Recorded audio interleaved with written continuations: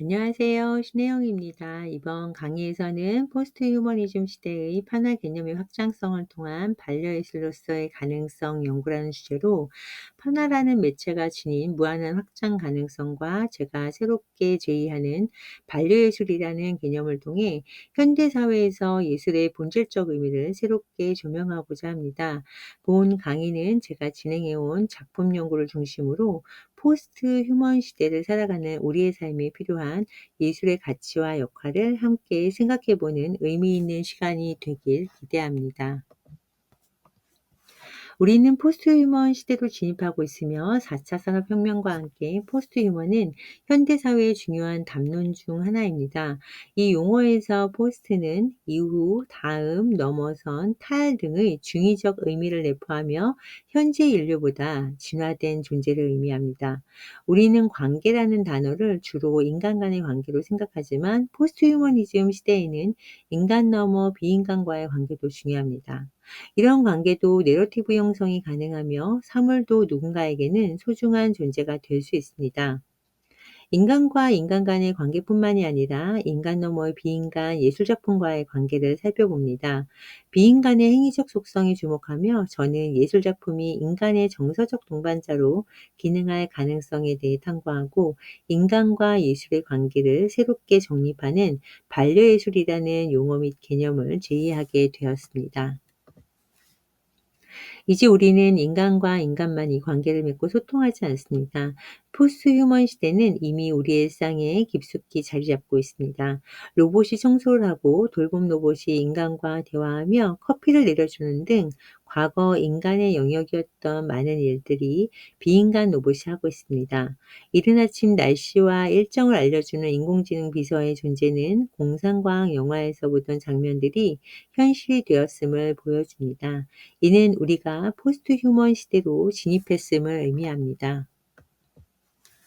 현대 사회의 특징을 간단히 살펴보겠습니다. 4차 산업혁명 기술의 발전으로 우리는 초연결 사회에 살고 있으며 인공지능의 발달과 함께 다양한 사물과 스마트폰을 연동시키는 사물 인터넷은 우리의 생활을 편리하게 하고 경제 및 사회 전반에 혁신적인 변화를 가져왔습니다. 이러한 기술의 발전은 사람들의 관계 형성 방식에도 영향을 미쳤고 IT를 기반으로 시공간의 경계를 초월한 만남을 이끌어내며 많은 변화를 가져왔습니다.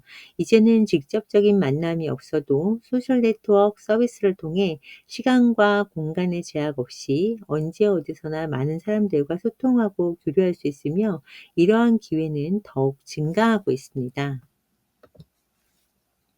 세계에서 가장 저명한 뇌과학자인 미국 다트머스 대학의 마이클 가자니가 교수는 일생 동안 뇌는 도대체 무엇을 하기 위해 설계되었을까라는 질문을 가지고 연구를 진행했습니다. 그의 평생에 걸친 연구를 바탕으로 내린 결론은 인간의 뇌는 인간관계를 잘 형성하기 위해 설계되었다는 것입니다. 그는 뇌가 부여받은 최우선의 과제가 다른 사람을 설득하고 속마음을 이해하는 것이라고 강조했습니다.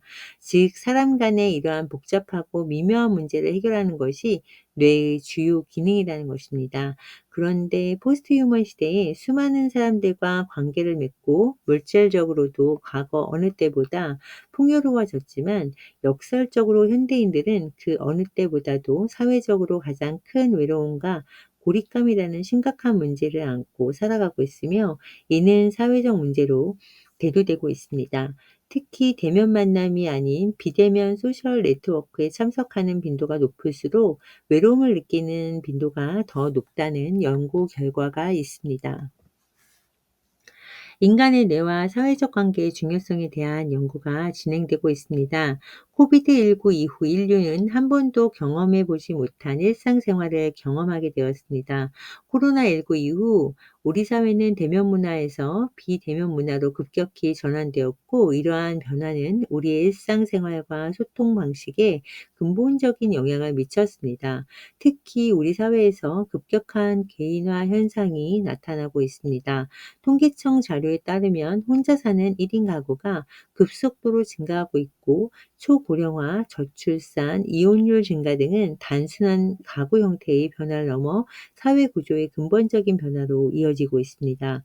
서울시의 1인 가구 실태 조사 결과는 매우 심각한 현실을 드러냅니다. 1인 가구의 62.1%가 외로움을 경험하고 13.6%는 사회적 고립을 겪고 있습니다. 또한 12.8%는 외로움과 사회적 고립으로 인한 우울증을 동시에 경험하고 있습니다. 이는 외로움이 사회적 고립과 우울증으로 이어지는 중요한 요인임을 보여주는 것입니다. 외로움이 우리의 건강에 미치는 영향에 대해 비교한 자료를 보겠습니다. 신체적인 질병은 쉽게 발견하고 치료할 수 있지만 관계의 어려움이나 소통 부족으로 인한 외로움은 잘 인식되지 않습니다. 외로움과 고독감이 쌓이면 마음의 병이 되어 진단과 치료가 어려워집니다. 도표에 보면 외로움은 하루에 담배 15개 피를 피우거나 알코올 의존과 유사한 건강 위험을 초래합니다. 이 영향은 소득, 연령, 국적에 관계없이 동일합니다. 외로움은 정신 건강을 넘어 신체 건강까지 위협하며 극복하기 위해서는 가족 및 사회와의 단절에서 벗어나는 것이 중요합니다. 다음은 통계청의 사망 원인 통계 결과표를 보겠습니다. 2013년부터 2023년까지의 사망 원인 통계를 보면 자살이 가장 높은 비율을 보이고 있습니다. 아래 OECD 국가 자살률 비교 자료를 보면 우리나라가 OECD 국가 중 자살률 1위를 기록하고 있는데 이러한 점은 매우 우려스럽습니다. 연령대별로 보면 특히 10대에서 30대의 젊은 층에서 자살이 주요 사망 원인이라는 사실은 심각한 사회적 위기를 나타냅니다. 최근 보도에 따르면 의욕을 상실하고 고립된 생활을 하는 운동형 청년들이 증가하고 있고 이들의 문제는 개인적 문제 차원을 넘어서 사회적으로 커다란 문제로 이어질 수 있습니다. 현대 사회에서 외로움과 고독은 새로운 전염병으로 개인의 문제가 아닌 사회적 문제로 인식되고 있습니다. 이 문제는 전 세계적으로 심각하며 영국은 2018년 세계 최초로 외로움부 장관 직위를 신설했습니다. 일본은 코로나19 이후 고독사가 증가함에 따라 고독과 고립을 전담하는 장관을 임명했습니다. 우리나라에서도 해마다 외롭고 고립된 인구가 증가하며 우울증과 불안장애 등 정신건강 문제가 심화되고 있습니다. 이는 대인관계 부재 및 단절, 생산성 저하 등 개인의 문제를 넘어 국가적 문제로 대두되고 있습니다.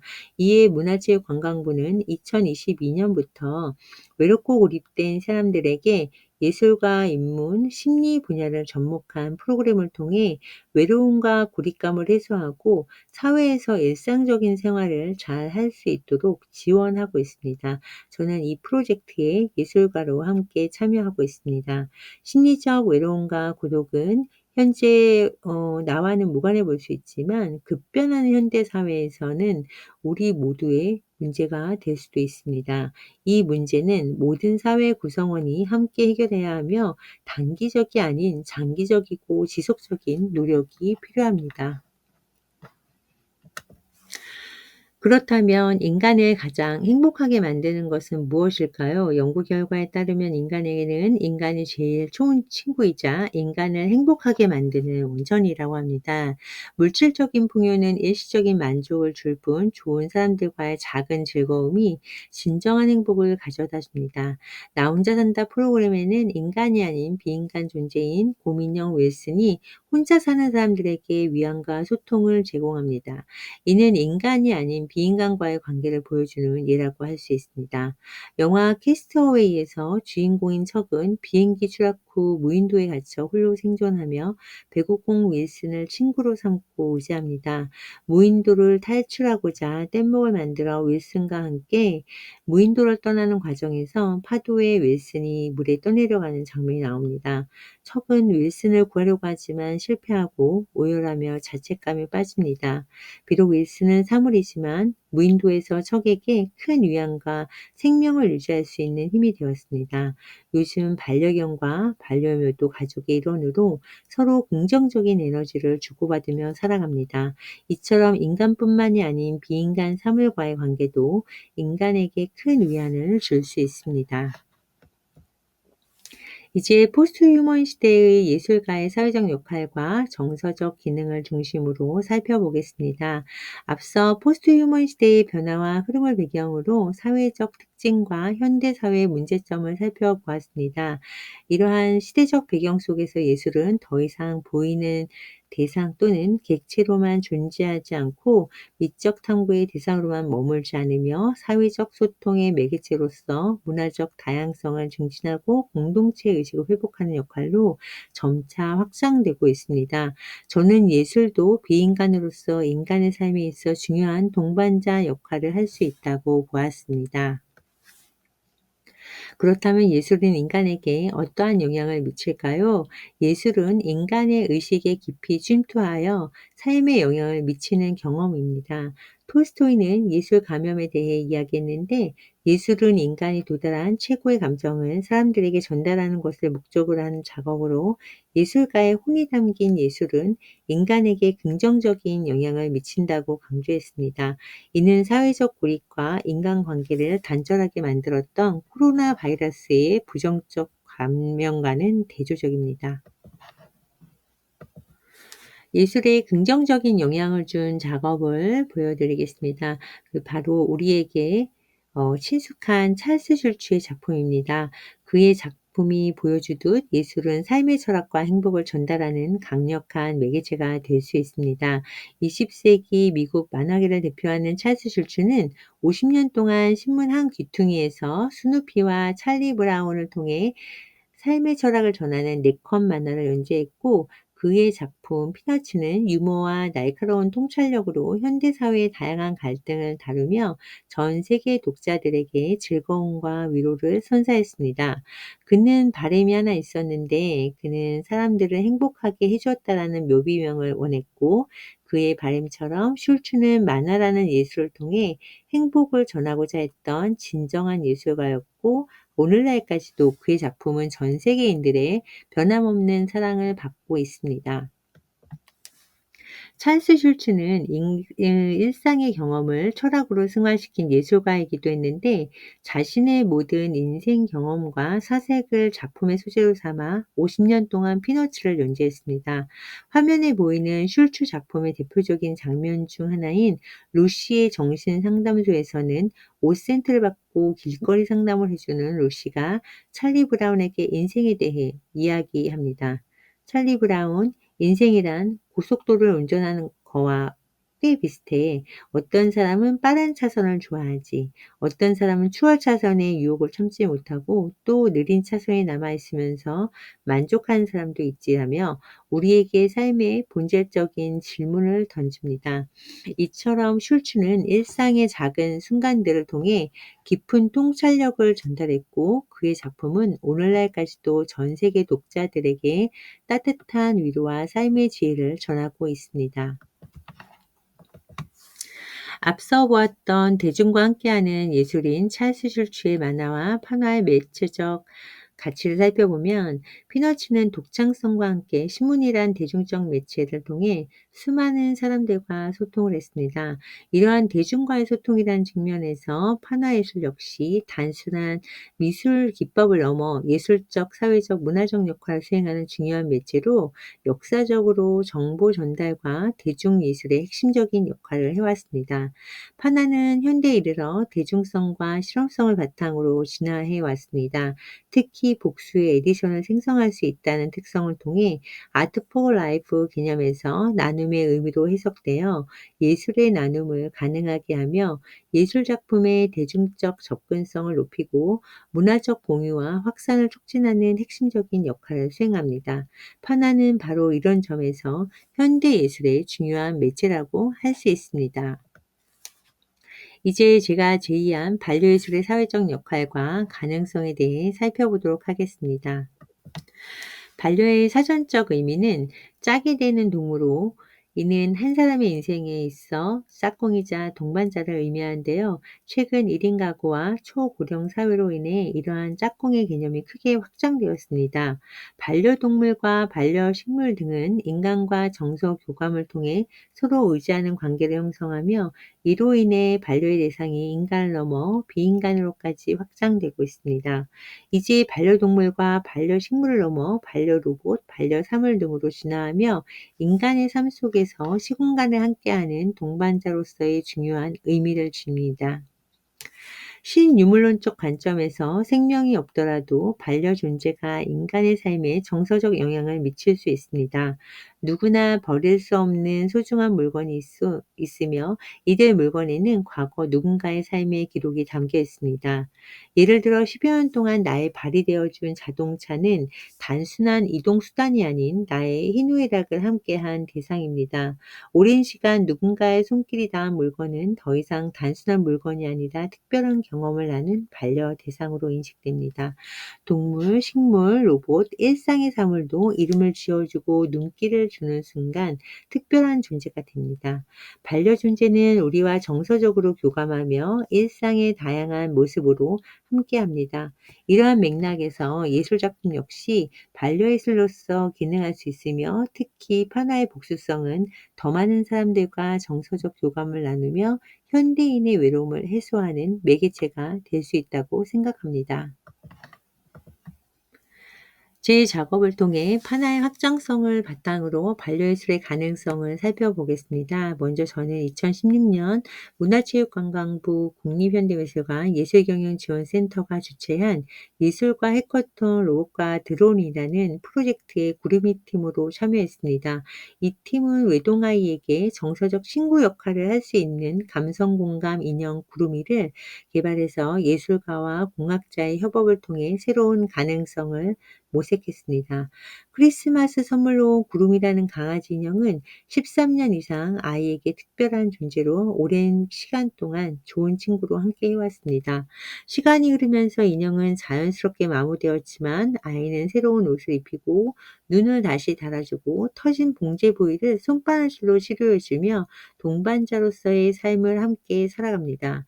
이 프로젝트는 공학자와 예술가의 협업으로 아날로그 손바느질 방식의 봉제 인형에 인공지능 센서와 소형 로봇을 결합하여 감성을 데이터화하고 상호작용할 수 있는 새로운 형태의 감성 공감 예술 작품을 창작했습니다. 이 프로젝트는 포스트 휴머니즘 시대의 예술 작품이 감상의 대상을 넘어 인간의 정서적 동반자로 기능할 수 있다는 새로운 예술적 패러다임을 제시하며, 외동아이를 위한 시작이었지만 현대사회 외로움과 고독 문제에 대한 예술적 해답을 모색하는 시도이기도 했습니다. 화면의 작품은 다양한 형식과 재료로 제작된 판화입니다. 예술은 소수와 다수를 모두 즐겁게 할 수 있다고 생각합니다. 저는 판화의 복수성을 통해 만인을 즐겁게 하는 작품을 만들고 싶었고, 판화가 만인과 소통할 수 있는 특성을 지닌다고 생각했습니다. 우리는 종종 예술을 인생과 별개로 여깁니다. 그러나 톨스토이는 일상의 삶 자체를 예술로 보았습니다. 예술은 인류를 진보시키고 과거와 미래와 모든 사람과 감정을 교류하는 형상입니다. 이는 예술가의 경험을 통해 전달되는 감정으로 인간의 고유한 일상에서 자연스럽게 나타납니다. 톨스토이는 예술이 기술이나 기교가 아닌 인간의 감성을 표현하는 중요한 도구라고 강조했습니다. 그의 예술가명 개념은 예술이 사회를 변화시킬 가능성을 언급합니다. 보이는 작품은 시공간 속의 인간 서사를 온유적으로 표현하는 꽃님입니다. 제가 이른 아침 작업실 문을 열었을 때 마주한 꽃님이들은 매우 특별했는데요. 토이스토리에서 비인간 객체인 인형들이 주인공에서 사라지고 불이 꺼지면 생동하는 비인간 존재로 주체가 되어 활동하는 것처럼, 꽃님이도 비정형적인 형태로 서 있으면서도 마치 그들만의 고유한 언어로 소통하는 듯한 독특한 존재감을 보여주었습니다. 이들은 마치 우리 사회의 인간들이 살아가고 있는 삶의 축소판처럼 영화의 한 장면을 연상시키는 오마주 형태로 존재합니다. 같은 꽃님이지만 위치에 따라 서로 다른 관계가 형성되고 혼자, 둘, 셋이, 여럿이 있을 때 각각의 서사가 만들어지며 꽃님들은 인간사의 다양한 삶을 반영하고 만담을 나누거나 중요한 이야기를 소곤소곤 나누는 것처럼 느껴집니다. 꽃님은 시공간에 따라 매 순간 새로운 서사를 생성합니다. 꽃님은 작가의 섬세한 손길로 탄생했는데요. 각각의 표정과 스타일에서 복수성과 고유성을 동시에 보여줍니다. 특히 주목할 점은 기존 평면 판화의 한계를 넘어 흙과 나무를 활용한 입체 작업으로 확정되었다는 것입니다. 이러한 꽃님은 우리의 힘든 날을 위로해주는 비인간 친구로서 독특한 관계를 형성하며 끊임없이 새로운 이야기를 만들어내고 있습니다. 이것이 바로 현대 예술에서 반려예술이 가지는 새로운 가능성이라고 할 수 있겠습니다. 이 작품들은 스크린 판화 작업으로 관람자가 마치 한 편의 영화를 감상하는 듯한 경험을 하기를 바랍니다. 10인 10색 열이면 열 모두 다르다는 말처럼 우리는 모두 다 다릅니다. 멀리서 보기엔 수십 명의 쌍둥이로 보이는 꽃님이들도 자세히 보면 작가의 눈, 머리 등이 조금씩 다르게 표현되어서 각자만의 고유성을 갖고 있습니다. 이 작업은 이 시대를 살아가는 우리들의 모습이기도 합니다. 같은 사람이지만 각자가 살아가는 삶과 방식 모두 다릅니다. 또한 작품마다 느껴지는 느낌도 다른 고유성을 가지고 있습니다. 이렇게 오브제 작품들은 단순한 예술 작품을 넘어 사랑스럽고 따뜻한 생명력을 담고 있습니다. 저는 이 작품들이 현대인들에게 반려 오브제가 되어 힘든 순간에는 정서적 위로를 주고 일상의 공간을 따뜻하게 채워주는 감성적 동반자가 되기를 희망합니다. 예술은 정확한 정의를 내리기는 어렵지만 예술가에게 있어 예술은 타자와 소통을 위한 것이라고 생각합니다. 에디션이 있지만 무한복제가 가능한 판화 매체가 가지고 있는 복수성은 소통에 관해 가장 강력한 영향을 끼치는 매체입니다. 보이는 예술가의 책, 우리들의 그림일기는 일상의 친근한 책이라는 형식을 통해서 예술을 나누고자 하였으며 예술가의 책에 작가의 경험과 기억을 담았습니다. 각 페이지는 작품을 전시하는 공간이고 텍스트와 이미지가 공존하는 형태입니다. 글쓰기와 그림 그리기는 사람들에게 잠시 생각할 여유를 제공합니다. 저의 아티스트북 우리들의 그림일기가 바쁜 현대인들과 외로움을 느끼는 이들에게 따뜻한 반려 존재가 되기를 바라는 마음입니다. 각자의 작가의 그 판화 작품으로 만들어진 예술가의 책은 작가의 작품을 감상할 수 있는 작은 미술관 역할을 하고 관객은 전시에 초대되어 작품을 감상하고 나의 마음을 적고 감정을 기록하며 그 치유의 효과와 역할을 하는 그 판화 작업으로 관람자에 의해 또 다른 새로운 책으로 창작이 됩니다. 책 속 작업들은 작업을 하기 전 드로잉 과정에서 작성한 글과 그림을 엮어 누구나 사용할 수 있는 그림일기 형식으로 만들었습니다. 이 작업은 마음을 기록하고 치유하는 효과를 주며 대중과 소통하고 쉽게 소장할 수 있는 예술가의 책을 제작한 것입니다. 예술가의 책 우리들의 그림일기는 작가의 유년의 기억을 바탕으로 한 이미지를 판화 매체로 표현한 작품입니다. 책의 한 페이지를 펼쳐 놓았습니다. 말에도 맛이 있습니다. 오늘 당신과 맛있는 말을 함께 하고 싶습니다. 강의를 들으시는 여러분들은 어떤 맛있는 말을 하고 싶으신가요? 예술가의 책 우리들의 그림일기는 관객 참여 형식의 작품입니다. 인터랙션이란 상호작용성을 뜻하는데 과거에는 관객이 예술품을 감상하는 데 그쳤지만 최근 인터랙티브 작품은 관람자가 작품에 참여하는 과정까지 이어집니다. 아날로그적 속성을 지닌 예술가의 책도 이미지와 텍스트로 관람자와 상호작용하며 고유성이 있는 것 같지만 다른 책으로 완성되는 형식입니다. 프로그램 참가자의 동의를 얻어 눈이라는 주제로 한 작업을 공개합니다. 어릴 때 나에게 눈은 너무나 기쁜 선물이자 행복이었다.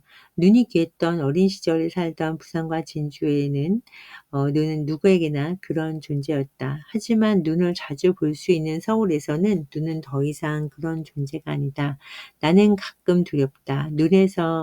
눈처럼 나도 더 이상 누군가에게 기쁨과 행복을 주지 못하는 존재가 되면 어쩌지?